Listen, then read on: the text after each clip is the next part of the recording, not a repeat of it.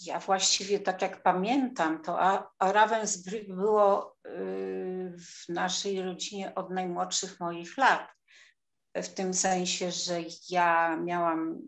ciocie, czyli przyjaciółki mamy, które były z nią w obozie, babcię mamy, która bardzo dużo o tym mówiła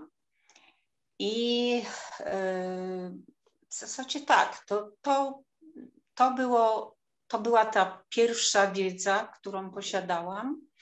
o Ravensbrück, ale też mama nigdy o obozie nie mówiła, mówiła babcia. Nie zawsze, jak się później okazało, to było bliskie prawdy, czyli bardziej to były takie przeżycia opowiadane przez moją babcię, przeżycia mojej mamy. Ja sama nie próbowałam tego tematu ani poznać, ani też o tym czytać, bo dla mnie był to temat tak dramatyczny, że ja wolałam jakby odsuwać od siebie, tak jak zresztą mama, czyli to było, ten temat był, istniał, ale absolutnie niedokładnie. I dopiero jak mama zaczęła udzielać wywiadów, to ja dopiero poznałam całą historię mamy w obozie.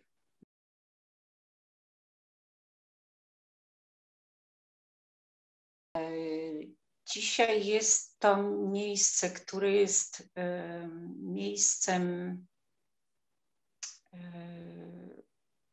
w którym jest oczywiście muzeum, jest cała historia tego, co się tam działo, ale tak bardziej osobiście to jest to miejsce, które odebrało kawał życia mojej mamie i wpłynęło bardzo traumatycznie też na mnie i na, myślę, trzecie pokolenie również. Mhm. Czyli jest to podwójne miejsce. Jest muzeum, pamięć, tablice pamiątkowe, pomnik, zdjęcia i miejsce, które no, do końca życia będzie, jeśli będę dotykać tego tematu, będzie do mnie wracało. I jak na razie, jak widzę, wraca to miejsce.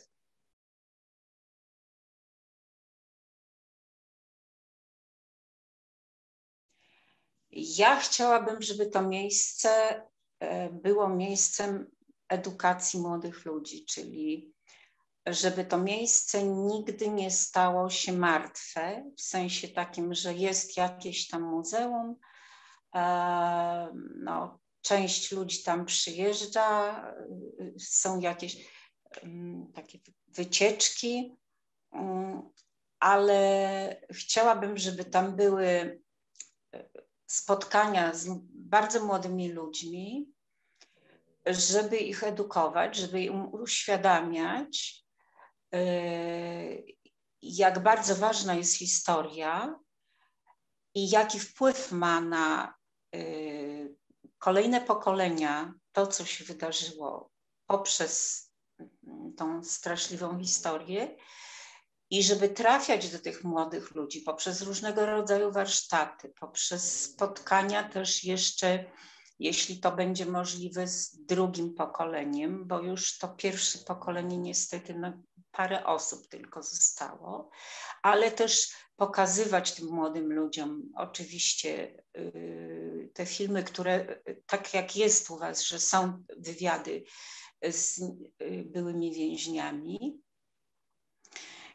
i żeby to miejsce było w jakimś sensie atrakcyjne dla młodych ludzi, ale jednocześnie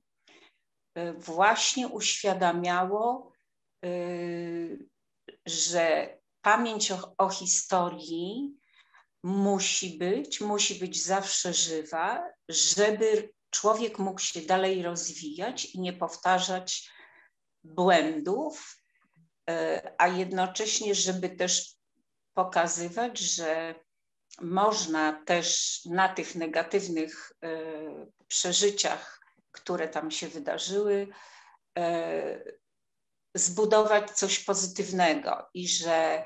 bardzo cenną też rzeczą było to, że bardzo dużo tych kobiet, które tam były,